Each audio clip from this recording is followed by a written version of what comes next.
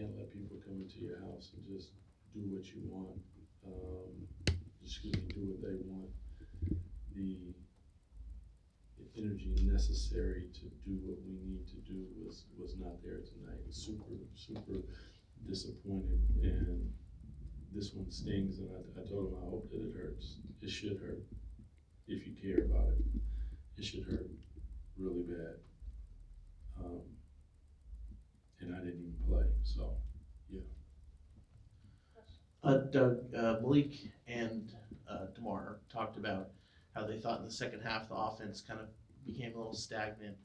Um, from your perspective, what do you think causes that in some of these games, and what might you guys be able to do to remedy that? I think more than anything, it's I think I can do it type of an attitude, and that that's great because everyone should believe in themselves. But they were shown multiple videos, and they know to especially when you got teams that are switching or teams that are helping, um, you just one dribble get off of it, create an advantage, and once the advantage is created, just continue to play for each other until you get a really good shot. And um, it's not from a bad place. Like that's not it. We don't got guys in there that are thinking like that. It's just the nature of the game sometimes. They get you. The pressure, if you want to use that word, of the game as it's going on can get you sometimes. And unfortunately, the performance tonight was not um, to the level that I expect or they expect out of themselves, I'm sure.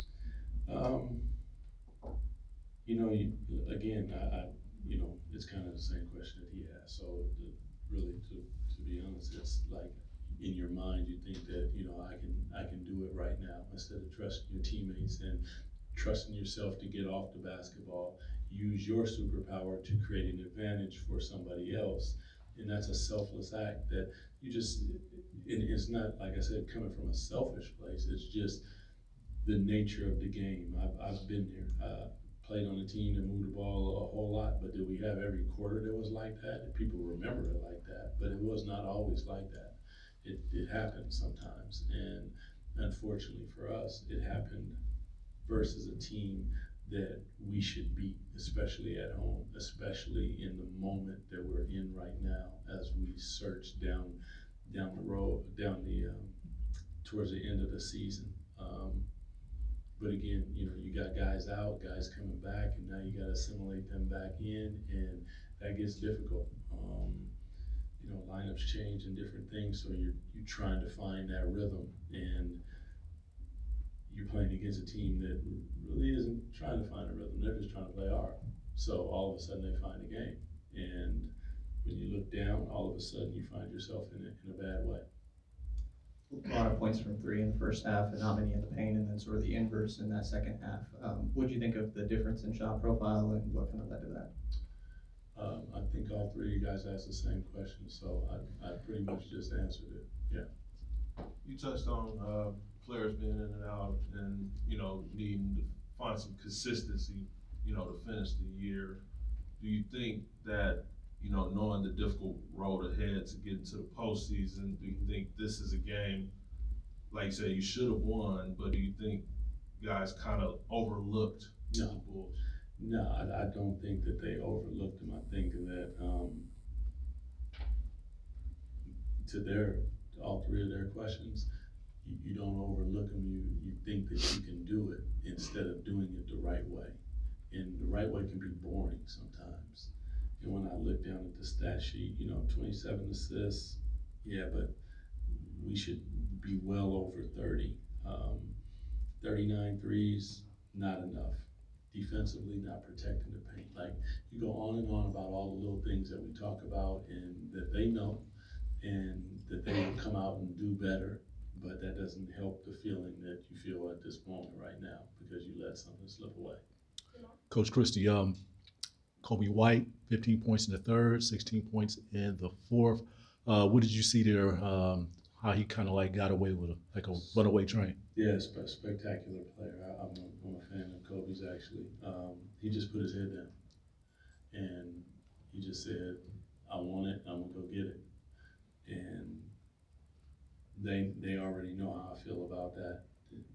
You can't let that happen. You gotta pick him up early. Devin, guarded him. He did a pretty good job there for a moment when we got back in the game. And then I took him out to try to match the minutes, and when he came back in, he got cross-matched a couple times, and he's a really good player, man. So when a player like that gets going, it's definitely tough. 14 free throws is, he was getting downhill, and on some of those, I used to say it when I was on TV, if you're gonna foul them, foul them. 3-point plays are unacceptable. If you're about to foul somebody, wrap them up, don't let the ball get above their head. But these are all the little things equal to big things. And when you add all those up, that's how we get here. Doug, over the last maybe 2 weeks, More than anything, just talking to Zach, we have to find ways that he can stay aggressive and be aggressive and play his game. And offensively, sometimes we run 4, we run 5, and he'll find himself in the corner or someplace. And when you go to those high splits, it's hard to get there if you don't, move that ball that extra time, that extra look, as you come off on the 4 high splits and somebody puts pressure on the rim, and now you get somebody going, dribble handoff, big rolls to the rim really hard. It causes the corner to help. Bang, there he is. But if you're only looking for the pocket, or you're not going through your progressions, and these are things like, that I will have to teach them, running that offense and understanding all of that are 2 totally different things. And I think that they can do that, but when they do it, it looks beautiful.